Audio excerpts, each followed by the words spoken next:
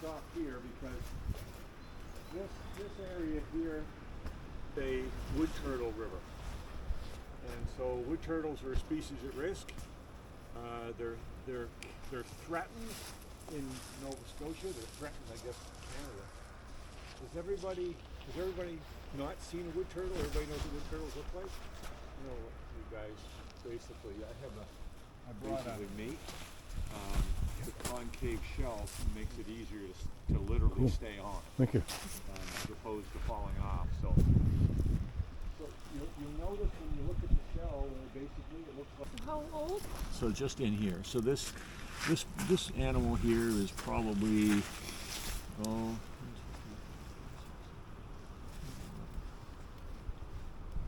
23, 25, somewhere in there. You can see the individual lines.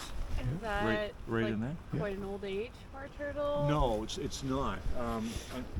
What happens basically is they can live to be 50, 60 years old in the wild, you know, quite easily, and they'll reproduce.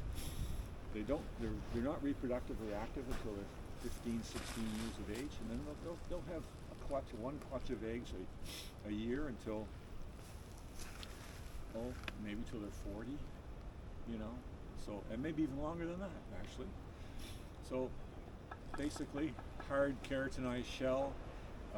They're vulnerable to predators until about age of 4, and then after 4, the shell hardens up even more than what it is when they're young, and the size and everything like that. So anyway, that's the female. Males are slightly bigger.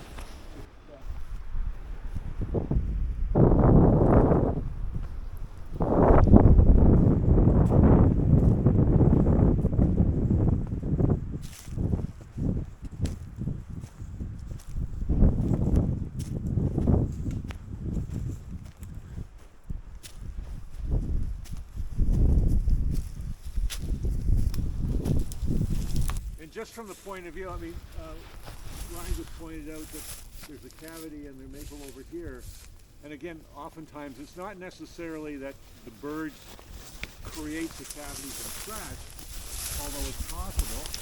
But in that situation over there, you know, you have a limb breaks off. And then where the limb breaks off, you get some decay happens and some rot. And then it makes it easier for a bird to.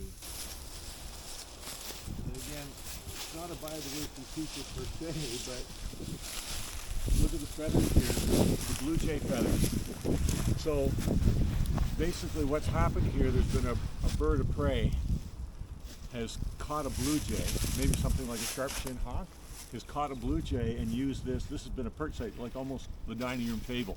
It's just plucked it, basically pulled the feathers out of it, and there's more here. So this might be an opportunistic spot, or it might be something that's used more than once, every once in a while. But the other day, before all the feathers are matted up after the rain we had the other night. Yeah. But anyway, it's just kind of. That's what I was saying, Nathan. There, like I don't mind leaving some high stumps around because you don't see that all that often. But No. Squirrels love them though. Oh, you yeah. see middens up on top of the high stumps all the time. So. Yeah.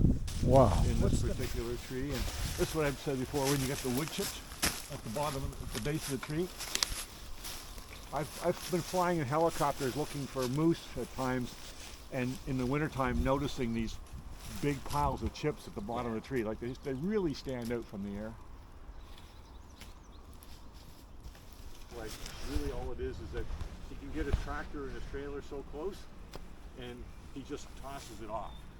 It's not that he wants to walk it 10 meters into the woods to do what he has to do.